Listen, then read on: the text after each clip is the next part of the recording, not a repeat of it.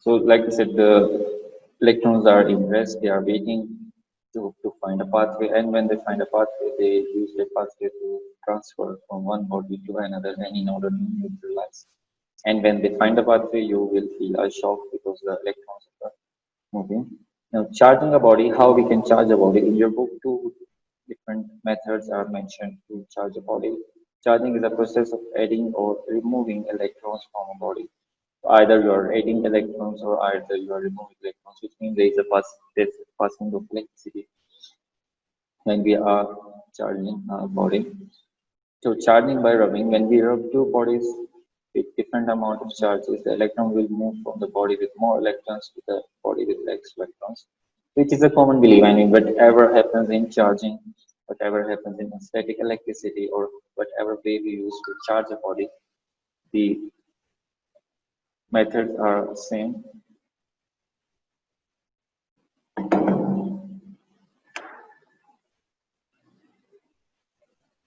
The what happens is the electrons they move from from more charged body to less charged body. Rubbing of plastic comb or balloon with hair is also one of the example. When you rub your hair with a plastic balloon, you will see the same effect. And charging by conduction is the second way. It's also similar with what we did in the charging by rubbing. Conduction can be also referred as sharing or touching. When a neutral body touches a charged body, the electrons are shared and the neutral body also become charged. So it's same like conduction means when you touch something, when we touch a body, when we touch, like we said, a woolen clothing or conductor that is conducting electricity. So charging takes place. So what happens again when a neutral body touches a charged body?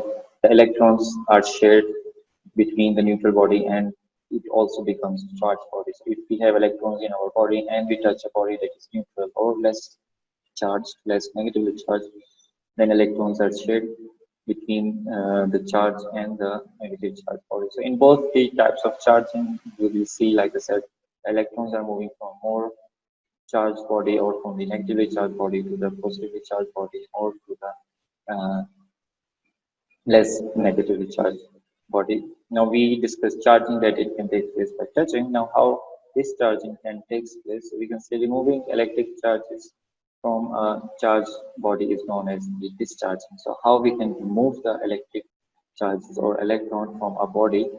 It can be discharged by touching it with a conductor. So it's the opposite actually. So when two bodies touch one another, one body is charged and in the same way other body is discharged. So like I said, if we have electrons in our body in which we are touching a conductor, those electrons will move from our body to the conductor. So our body will be discharged while the other body that we touch will be charged. So that is the difference between charging an object and discharging an object. A conductor is defined here that anything that allows the electricity and heat to pass through it is known as conductor, which is a common way. Metals are very common example of conductors. So when we touch somebody, when we touch something, or when electric device touches something, for example, charging or discharging, when we use our battery, for example, telephone batteries, they are discharged. How they are discharged? The heat energy is released, their battery is used for other activities happening inside the telephone. So it's a form of discharging. The electricity is given away through different ways. The last topic of this video is laws of electrostatics, which states all charged body exerts forces on one another. We discussed already the positive exerts forces on negative, the negative on positive.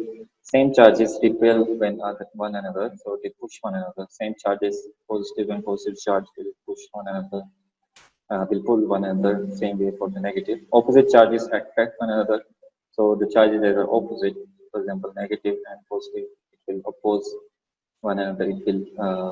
It will attract one another. Sorry, so positive and negative charges will attract one another. Positive and positive or negative and negative will repel one another. In the same way, electric charges are non-contact forces. We discussed already the difference between contact and non-contact forces. So they don't need a contact in order to happen. I mean, if you have seen the magnet, when we bring the magnets near one another, they don't need contact. Actually, they start repelling or attracting one another. Negative charges is represented by the sign of negative, while the positive charge is represented by the sign of positive, as you can see from here. So this was the whole uh, point of this presentation. So we started from atom, structure of atom, what are the subatomic particles of an atom, such as proton, electron, and neutron. Then we discussed why we discussed atom, because we need to discuss electrons. Electrons are the main thing that are responsible for the conduction of electricity. Then electric charge is produced. What is electricity? Then how we use that electric charge to charge a body or to discharge a body. And in the end, we discussed the laws of electrostatics. So, Vidya, you are the only one. Others, I think, they have gone. So, if you have any question, Vidya, or are you getting anything? I moved so fast. No, I don't have questions. You got anything? Yeah, I don't have any questions. Did you got everything? You understood? Yeah. That's very good. Okay, then. Thank you. That's all enough for today. Let's meet next week, hopefully. Till then, take care. Bye. Bye bye.